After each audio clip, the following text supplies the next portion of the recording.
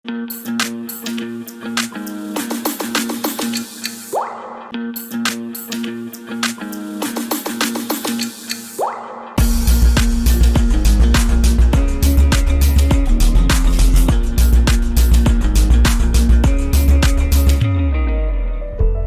Videos देखने के लिए हमारे चैनल को सब्सक्राइब करें।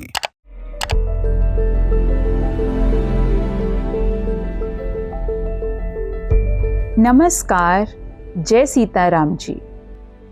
हम सब जानते हैं कि हमारी यात्रा स्थूल से सूक्ष्म की ओर यानी व्यष्टि से समष्टि की ओर है। यहाँ विडंबना की बात यह है कि चित्त की वृत्तियां ठीक इसके विपरीत हमें सूक्ष्मता से स्थूलता की ओर ले जाती हैं और हमें बहिर्मुखी बनाती हैं, जबकि आत्म स्वरूप का बोध करने हेतु अंतर्मुखी होना अनिवार्य होता है, जिसके लिए आवश्यकता होती है मौन की। इस संदर्भ में मौन क्या है और उसका हमारे जीवन में क्या महत्व है, आइए जानते हैं।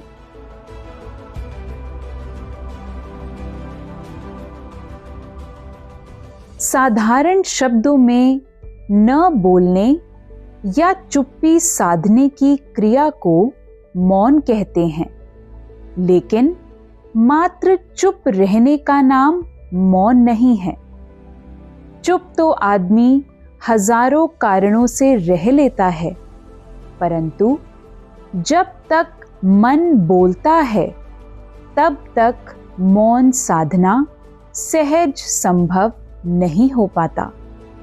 इसलिए वाणी के मौन से उत्तम मन का मौन माना जाता है, यानी मन के खामोश या मिटने अथवा निष्क्रिय व शांत होने का नाम मौन है।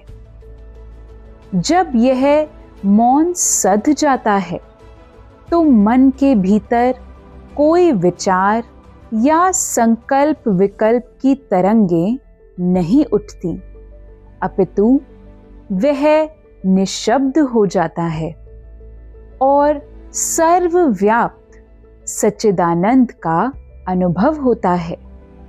जैसा कि कहा भी गया है, मन मिटया ते होया है आनंद माल का।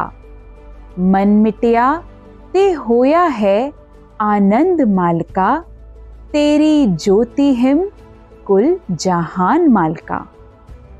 इस आशय से मौन का अर्थ है निशब्द होना, अर्थात मौन से तात्पर्य मन की ऐसी निर्विचार अंतर्दशा से है जो बोलने से भी भंग नहीं होती, अर्थात यह शब्दातीत होने की स्थिति है। इस स्थिति के सध जाने पर इंसान जगत से ऊपर उठ गुरुमत अर्थात धुर की वाणी का श्रवण करने की कला सीख जाता है और शाश्वत शांति को प्राप्त कर यह जान जाता है कि हृदय, दिमाग और शरीर को एक अवस्था में साधे रखने पर सहज ही पूर्ण मौन की स्थिति उत्पन्न होती है। इस स्थिति का ही परिणाम विश्राम यानी विराम या ठहराव है। इस तथ्य के दृष्टिगत ही सत्वस्तु के कुदरती ग्रंथ में कहा गया है, वृत्ति मौन की होनी चाहिए। मौन का नतीजा है विश्राम। स्पष्ट है कि मौन एक सहज स्वाभाविक स्थिति है। इसके विपरीत बलपूर्वक मौन साधने के लिए मन से झगड़ना पड़ता है, प्रयत्न करना पड़ता है, जो आज के दूषित वातावरण में लगभग असंभव सी बात लगती है। इस असंभव को संभव बनाने हेतु समभाव समदृष्टि की युक्ति के द्वारा मानसिक खलबली पैदा करने वाली विकार वृत्तियों को जड़ से मिटाओ और अपने मन को उपशम कर एकता एक अवस्था में आ जाओ। जैसा कि सत्वस्तु के कुदरती ग्रंथ में कहा भी गया है, खलबली को हटाते हुए सब सज्जन विश्राम पावें। आशय यह है कि मन में उत्पन्न होने वाली इच्छाओं की या तृष्णा की निवृत्ति कर उसे तुष्ट व शांत करो।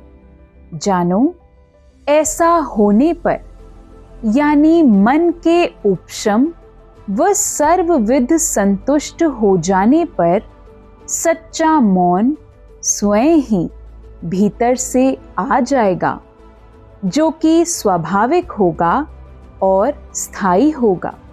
मौन दो प्रकार का होता है, वाणी का और मन का। वाणी को वश में रखना, कम बोलना, नहीं बोलना, जरूरत के अनुसार शब्दोच्चार करना वाणी का मौन कहा जाता है। मन को स्थिर करना, मन में बुरे विचार नहीं लाना, अनात्म विचारों को हटाकर आत्म यानी अध्यात्म विचार करना, बाह्य सुख की इच्छा से मुक्त होकर आत्मानंद में मस्त होना, मन को आत्मा के वश में रखना इत्यादि मन का मौन व्रत कहलाता है। संसारी व परमार्थी उन्नति कर सज्जन पुरुष बनने के लिए दोनों ही प्रकार के मौन को साधना अनिवार्य है। इसलिए कहा गया है,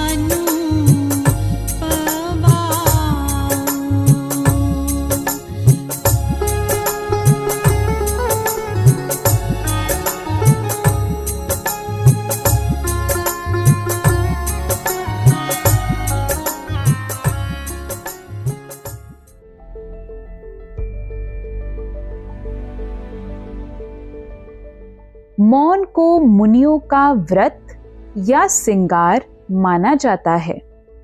यहाँ मुनि का अर्थ स्पष्ट करते हुए बता दें कि मुनि वह होता है जो सतत रूप से कुदरती वेद शास्त्रों में विहित शब्द ब्रह्म विचारों का मनन करता है और आत्म स्वरूप का ध्यानी, धर्म और सत्यासत्य आदि का सूक्ष्म विचारक व शांति प्रिय होता है।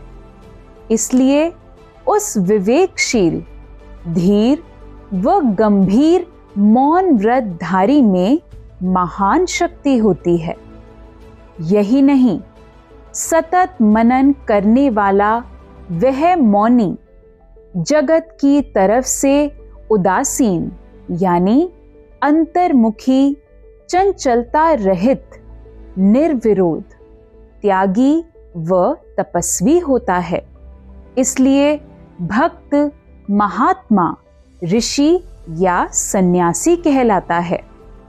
कहने का आशय है कि अंतर्ध्वनि यानी अपनी आत्मा की आवाज सुनकर उस पर पूरी तरह से विचार करने वाले उस सज्जन पुरुष के मन में संकल्प विकल्पों का कोलाहल नहीं होता।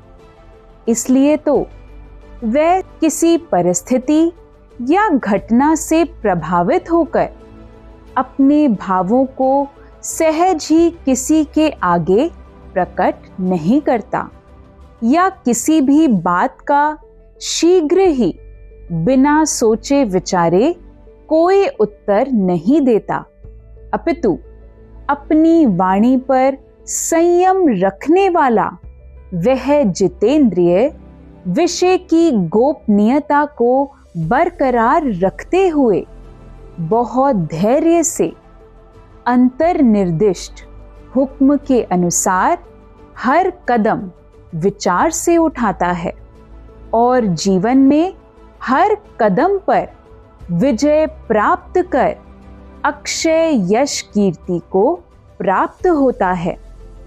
इस प्रकार वह जल्दी से अपने मन को संसार की ओर उत्कृष्ट नहीं होने देता, अपितु सदा परमात्म स्वरूप का चिंतन करते हुए उसी में अपने मन को लीन रखता है और शनैः शनैः संकल्प रहित हो शब्दातीत अर्थात सब शब्दों से परे हो ईश्वर परमात्मा नाम कहता है और विश्राम को पाता है।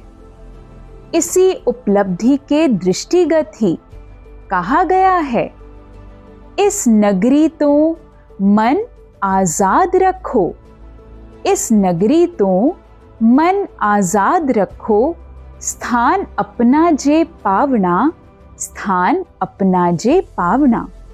अर्थात यदि आप भी अपने वास्तविक स्थान यानी सच्चे घर पहुंच विश्राम को पाना चाहते हो तो परमात्म स्वरूप का चिंतन करते हुए सदा उसी में अपने मन को लीन रखो। वह कारण उपस्थित होने पर भी मन को संसार की ओर प्रवृत्त न होने दो। इस तरह आत्म संयम के बलबूते पर अपने मन को सांसारिक मानसिक प्रपंचों से विमुक्त रख निरंतर आत्म स्वरूप में साधे रखो।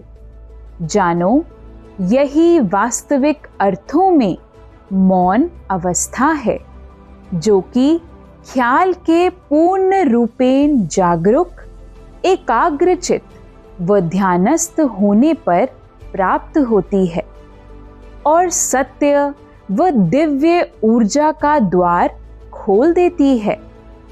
इस अवस्था के सध जाने पर यानी धीरे धीरे मौन होने के स्वभाव में परिपक्व हो जाने पर मन की संकल्प विकल्प उठाने की क्षमता क्षीण हो जाती है व उसका विलग अस्तित्व समाप्त हो जाता है। परिणामतः आत्मनियंत्रण रखने वाले उस पुरुषार्थी की मानसिक शक्ति असीम रूप से बढ़ जाती है और उसे परम शांति की प्राप्ति होती है। इस असीम व परम शांति शक्ति की प्राप्ति हेतु ही ईश्वर कहते हैं,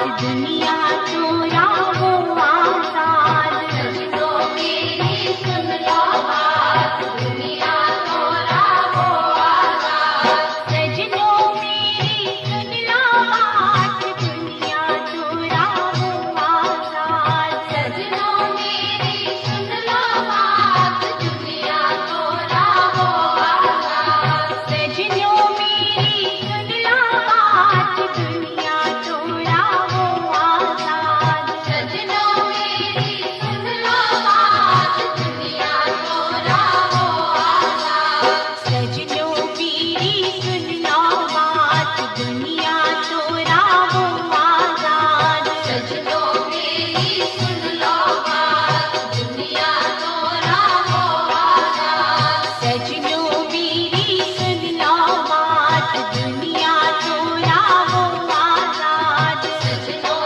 मेरी सुन लो बात, दुनिया चोरा वो आजाद, दुनिया चोरा वो आजाद, दुनिया चोरा वो आजाद, दुनिया चोरा वो आजाद, दुनिया चोरा वो आजाद, दुनिया चोरा वो आजाद, दुनिया चोरा वो आजाद, दुनिया चोरा वो आजाद, दुनिया चोरा वो आजाद, सजनों मेरी सुन लो बात, दुनिया चोरा वो आजाद, सजनों मेरी सुन लो बात, दुनिया चोरा वो आजाद, सजनों मेरी सुन लो बात, दुनिया चोरा वो आजाद, सजनों मेरी सुन लो बात, दुनिया चोरा वो आजाद। सबकी जानकारी हेतु मौन के विषय में इससे आगे बातचीत आगामी सप्ताह करेंगे। तब तक के लिए नमस्कार। जय सीताराम जी।